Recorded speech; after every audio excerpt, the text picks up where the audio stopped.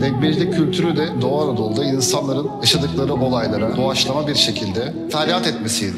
Biz kasrede edep yaşarız, belki sepet taşırız. Belki de alırız zamanı geriye, kuşumuz kafeste kalır.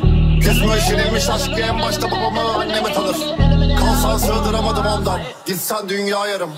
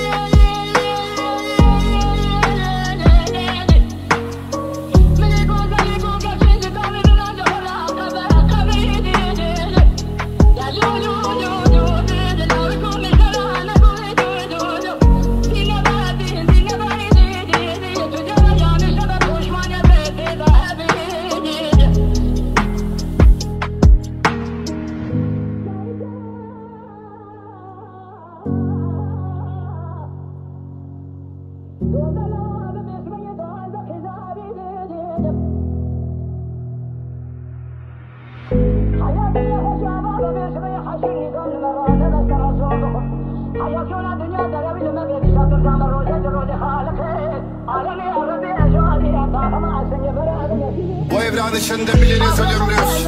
Yılan mı gördüğümüz, belki de tanımaz kimseyi olmadık ancak bir yerde görülmüşüz. Zamanı çehri sarsıttı, biz hep gülmeye gönüllüydük. Yangının yanında buluşup senle konuşup görüşmüştük.